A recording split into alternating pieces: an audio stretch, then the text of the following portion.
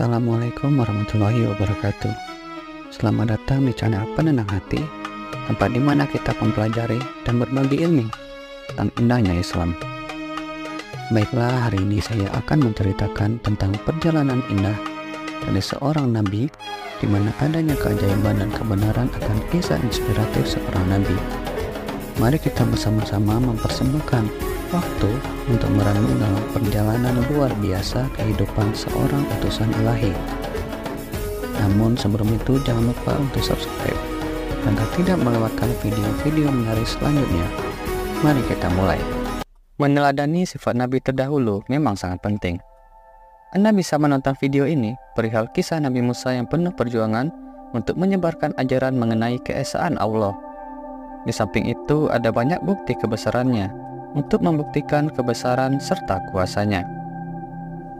Menyebarkan ajaran mengenai keesaan Allah SWT pada masa lalu tentu diiringi dengan berbagai macam ujian, bahkan cacian. Kisah Nabi Musa cukup menarik untuk Anda simak karena ada banyak bukti kebesaran dan kuasanya. Kisah Nabi Musa alaihissalam sebagai salah satu gambaran dari keteladanan para nabi dan rasul yang bisa kamu tonton pada video ini.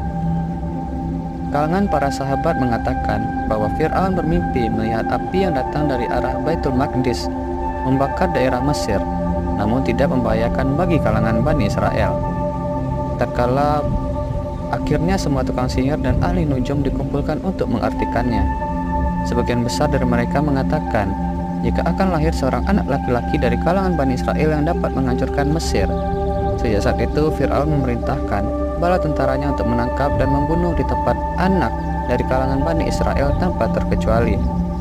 Seiring berjalannya waktu, ahli nujum mendatangi Fir'aun dan mengatakan jika tidak lama lagi akan lahir anak laki-laki yang akan menghancurkan kekuasaannya.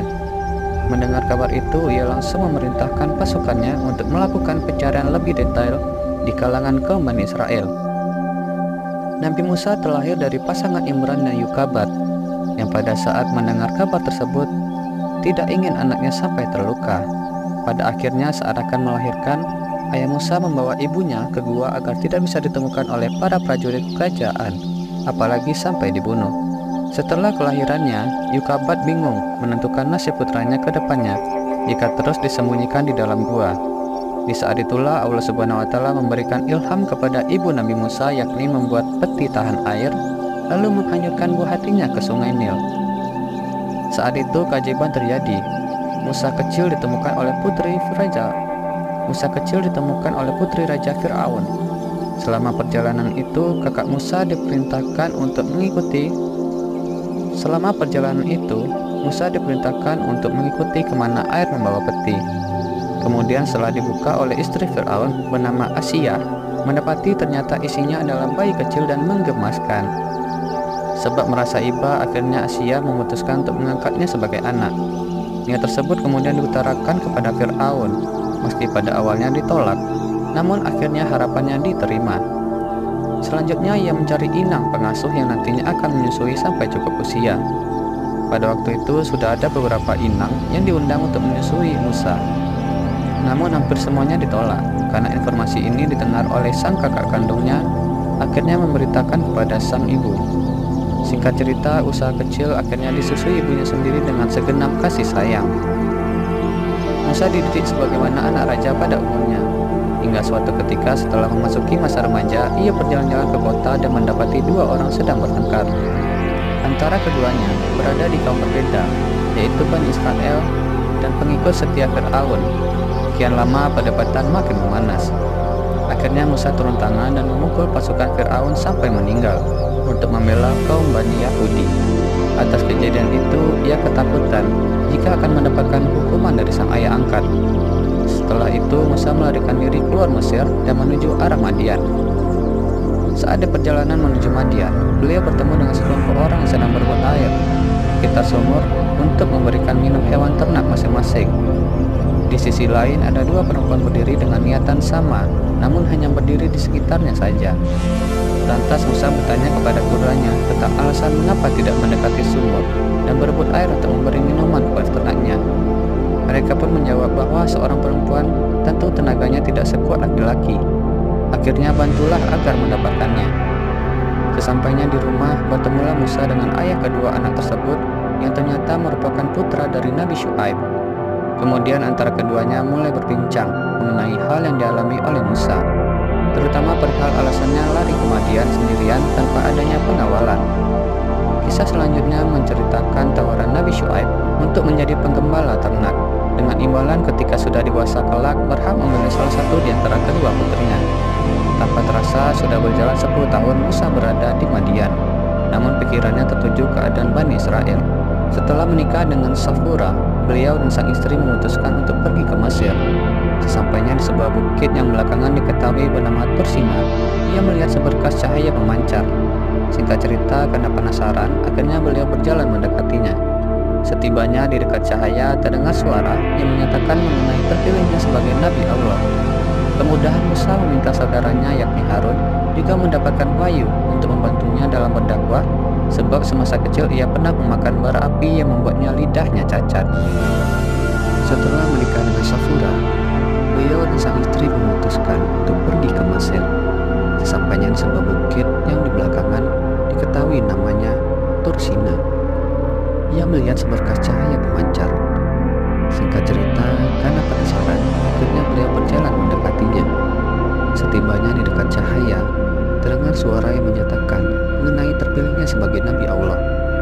Kemudian Musa meminta saudaranya yakni Harun juga mendapatkan wahyu untuk membantunya dalam berdakwah, sebab semasa kecil ia pernah memakan bara api yang membuat lidahnya cacat.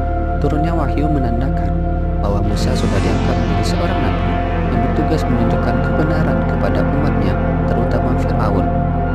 Bersama saudaranya, akhirnya beliau berangkat menuju istana untuk menunjukkan jalan kebenaran supaya tidak tersesat. Kenyataan pahit harus diterimanya, karena ternyata Fir'aun menolak dengan mentah-mentah. Lantas meminta bukti atas kekuasaan Allah SWT. Mulanya ia menyuruh ahli sihir melemparkan tali, dan akhirnya berubah menjadi ular. Sedangkan Musa mendapatkan perintah melemparkan tongkatnya. Fir'aun juga mengaku dirinya sebagai Tuhan yang membuat Nabi Musa dan para pengikutnya pergi meninggalkan Mesir. Seperti yang diceritakan pada buku Nabi Ulul Azmi, Nabi Musa alaihissalam membebaskan Bani Israel. Tongkat yang berasal dari kayu tersebut akhirnya juga berubah menjadi ular yang memakan ciptaan penyiar tadi. Melihat kejadian itu, Fir'aun marah dan tetap tidak beriman sedikit pun kepada Allah SWT. Bahkan ia mengatakan bahwa Musa adalah seorang penyihir licik yang berbahaya. Kejadian ajaib lainnya pun muncul ketika Musa meletakkan tangan ke dalam sabunnya dan mengeluarkannya, maka terlihat sinar menyilaukan. Sampai-sampai Fir'aun meminta untuk memasukkannya kembali. Meskipun sudah ditunjukkan kuasa Allah, namun keingkaran tetap di hatinya. Nabi Khidir sendiri dipercaya memiliki banyak kelebihan yang diberikan Allah untuk menunjang dakwahnya kepada manusia. Awal pertemuannya disebabkan pada saat Musa ditanya siapakah yang paling pintar, maka ia menjawab bahwa dirinya dan tidak menunjukkannya kepada Allah SWT. Selanjutnya disebutkan bahwa Allah berfirman, jika memiliki hamba yang jauh lebih pintar berada di antara pertemuan dua laut, dengan diikuti sahabatnya bernama Yusha bin Nun yang disuruhnya membawa ikan. Jika nantinya melompat ke dalam air, maka tempat itu menjadi lokasi pertemuannya. Pada saat Nabi Musa dan temannya merasa kelelahan, akhirnya memutuskan untuk berhenti dan beristirahat. Saat itulah ikan yang dibawa Yasha melompat ke air. Namun disayangkan ia lupa memberitahukan kepada Musa. Akhirnya setelah sehari semalam kabar itu diutarakan. Akhirnya keduanya datang kembali pada tempat di mana ikan tadi tercebur. Kemudian disitulah pertemuan antara Nabi Musa dan Nabi Khidir. Setelah perbincangan yang cukup pelik, akhirnya mereka memulai perjalanan bersama. Tapi ada banyak kejadian janggal, misalnya tragedi pelubangan perahu. Saat perjalanan bersama Nabi Khidir, Musa diliputi tanda tanya besar terkait beberapa tindakan beliau, mulai dari melobangi perahu, membunuh anak kecil, dan memperbaiki tembok yang akan roboh. Semuanya sebenarnya memiliki makna tersendiri. Berikut penjelasannya. 1. Peristiwa melobangi perahu bertujuan untuk menghindar terjadinya perampasan oleh penguasa kejam, sehingga mereka akan kehilangan kendaraannya.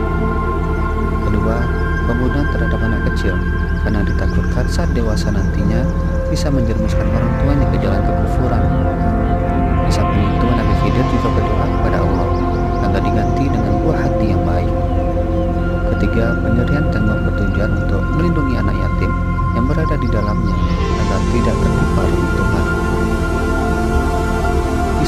mengenai wafatnya Nabi Musa memang sedikit membuat tanya-tanya.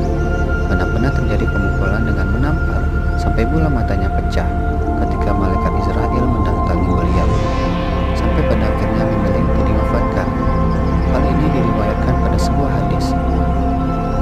Hiruk pikuk dunia seringkali membuat Nabi Musa lelah dan akhirnya ingin bertemu dengan Allah. Meskipun pada awal penjemputannya, namun pada akhirnya saat berada di dekat tanah suci sejauh lemparan batu, konon makamnya berada di sana juga. Hadirnya mukjizat tujuan untuk menunjukkan kekuasaan Allah dan membuktikan bahwa mereka adalah benar-benar mendapatkan wahyu untuk menyebarkan dakwah agar hidup umatnya lebih terarah. Satu tongkat menjadi ular. Kisah mengenai hal ini tentu sudah banyak dikisahkan di buku pelajaran maupun dongeng Islami. Pada waktu itu ketika Fir'aun meminta Nabi Musa menunjukkan mukjizat kenabian, lantas perintah untuk menentukan tongkatnya ke lantai. Beberapa waktu kemudian muncullah ular besar. Ular besar tersebut memakan ular lain yang dibuat oleh penyihir dari pihak Fir'aun. Kedua, membelah lautan menggunakan tongkat. Masih seputar tongkat Nabi Musa, kenapa digunakan untuk membelah lautan? Pada saat diajar oleh para pasukan Fir'aun. Pada saat itu dibuktikan bahwa kekayaan maupun kejayaan tidak berarti sedikit pun apabila Allah Subhanahu wa Ta'ala berkehendak. Akhirnya tiba ajalnya ketika tenggelam tanpa diselamatkan. Awal kisahnya saat Nabi Musa dikejar pasukan. Akhirnya Allah mengutus untuk memukulkan tongkatnya ke lautan. Kemudian secara tiba-tiba terbelah. Seluruh pengikut Musa dianjurkan untuk segera menyeberang. Pada saat pasukan Firaun sampai ke tengah, tiba-tiba air kembali seperti semula. Ketiga, tangan yang dapat memancarkan cahaya. Pada saat dakwah pertama kepada Firaun, beliau menunjukkan beberapa mukjizat yang diberikan Allah kepadanya, mulai dari tongkat yang berubah menjadi ular, serta tangan yang bercahaya. Kejadiannya bermula saat beliau menaruhnya ke dalam saku, kemudian mengeluarkannya. Tiba-tiba cahaya muncul yang membuat mata silau. Bahkan Fir'aun memintanya untuk memasukkan kembali ke dalam sakunya. Pada saat itu beredar rumor bahwa Musa merupakan seorang penyihir licik. Tujuannya untuk memecah belah masyarakat muslim dan menyebarkan agama palsu. 4. Taufan yang menyebabkan paceklik. Angin topan datang dalam jangka waktu lama, membuat masyarakat terserang kelaparan karena tidak bisa menjalankan kegiatan yang berkaitan dengan ekonomi atau membuat makanan. Penyebabnya adalah kekejaman Firaun sudah melampaui batas wajar, sehingga membuat Allah semakin murka. Ketika badai mulai berhenti, masyarakat sekitar kembali menyombongkan diri dan tiada sama sekali mengingat Allah. Bahkan justru muncul perkataan bahwa semuanya karena usaha mereka sendiri tanpa adanya campur tangan dari Zat yang Maha Kuasa. 5. Membanjirnya katak. Suatu waktu terjadi serangan katak yang bersumber dari sungai Nil, kemudian beranjak masuk ke rumah warga. Meski tidak berbahaya, namun sangat mengganggu, mulai dari suaranya serta kencingnya mengakibatkan masalah kulit. Selain itu juga memancing kedatangan ular berbisa untuk memakannya. Katak yang mati menyebabkan bau busuk menyeruak di sekitar tempat tinggal masyarakat. Akibatnya mereka menjadi sibuk terus membersihkan sisanya. Di samping itu, kuman dan penyakit mudah berkembang biak. 6. Mengubah air menjadi darah. Pada suatu saat, ketika Firaun diingatkan Nabi Musa namun tetap menolaknya, hal ini menjadikan kesabarannya teruji. Oleh karenanya, Allah menurunkan azab besar berupa semua berubah menjadi darah. Bukan hanya sekedar warnanya yang memerah, melainkan juga rasanya tidak enak. Azab darah tersebut sangat berat karena aktivitas masyarakat menjadi terbengkalai. Sebagai seorang manusia hanya bertahan tanpa minum sekitar 3-4 hari saja. Selebihnya maka meningkatkan risiko mengalami kematian. Orang Mesir mendesak kaum Israel untuk meninggalkan wilayah itu. 7. Kemarau panjang. Jika kemarau biasa mungkin tidak akan menimbulkan masalah serius, namun berbeda dengan yang terjadi di Mesir pada waktu itu. Kelaparan terjadi di mana-mana, sampai nyawa yang dipertaruhkan baik anak kecil, dewasa maupun orang tua sekalipun. Kekeringan menjadikan masyarakat kebingungan untuk mencari minum dan menjalankan aktivitas harian seperti mencuci perabot dan mandi. Namun kejadian ini hanya menyerang bangsa Mesir dan tidak pada kaum Bani Israel. Akhirnya berbagai kesiaran muncul, bahkan menghalalkan segala cara. 8. Serbuan belalang. Belalang terkenal sebagai serangga yang bisa menyebabkan kerusakan pada tanaman. Sedangkan pada waktu itu masyarakat berpenghasilan dari ternak dan pertanian. Terjadinya serangan hewan tersebut membuat gagal panen, sehingga membuat paceklik dan kelaparan di mana-mana. 9. Serangan kutu. Pengingat demi pengingat terus Allah turunkan untuk masyarakat Mesir pada waktu itu agar mau beriman. Namun harapan itu hanya sekedar angan belaka, karena Fir'aun terus membanggakan kekayaan serta anggap dirinya berkuasa atas segalanya. Hingga pada suatu saat diturunkannya kutu dalam jumlah sangat banyak. Ada banyak kerusakan yang ditimbulkannya sampai membuat masyarakat sekitar menjadi kebingungan bagaimana cara menanganinya. Pada akhirnya ia meminta pertolongan kepada Musa dengan berbagai tipu daya. Demikian penjelasan mengenai kisah Nabi Musa yang perlu Anda ketahui untuk meningkatkan kadar ketakwaan kepada Allah. Agar lebih memahami maknanya, sebaiknya baca tafsir atau terjemahan. Pastikan mencari sumber paling valid supaya tidak sampai tersesat.